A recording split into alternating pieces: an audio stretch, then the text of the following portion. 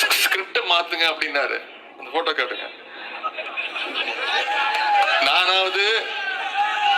நானாவது கல்ல காட்டினேன், புரியுதுங்களா? நானாவது எய்ம்ஸ் வச்ச கல்ல காட்டினேன். இங்க ஒருத்தர் பல்ல காட்டிட்டு உட்கார்ந்துருக்காரு பாருங்க, தெரியுதாமா? எதை காட்டுறாரு? நானாவது கல்ல காட்டினேன், இவர் எதை காட்டுறாரு? எப்படி காட்டுறாரு பாருங்க. திரு நரேந்திர மோடி கிட்ட வெறும் பல்லதான் காட்டிட்டு இருக்கிறாரு. அவர் என்ன சொல்றாரு? உதயநிதி இது எப்ப எடுத்த போட்டோ தெரியுமா? ஜனவரி 27 2019 அதே மதுரை எய்ம்ஸ் அடிக்கல் நாட்டு விழால எடுத்த பல்ல காட்டின போட்டோ, கல்ல வச்சுட்டு பல்ல காட்டின போட்டோ.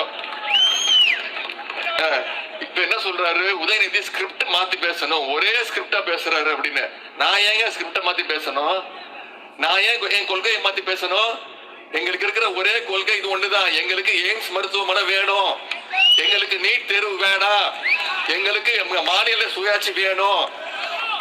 திரு எடப்பாடி பழனிசாமி அவர்களே, என் வாயை நோண்டாதீங்க.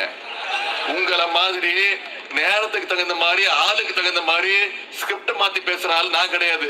நீங்க ஓபிஎஸ் பார்த்தா ஒரு மாதிரி பேசுவீங்க, சசிகலாவை பார்த்தா ஒரு மாதிரி பேசுவீங்க, மோடியை பார்த்தா ஒரு மாதிரி பேசுவீங்க, ஜெய தீபாவை பார்த்தா ஒரு மாதிரி பேசுவீங்க, ஜெய தீபாவோட டிரைவரை பார்த்தா ஒரு மாதிரி பேசுவீங்க.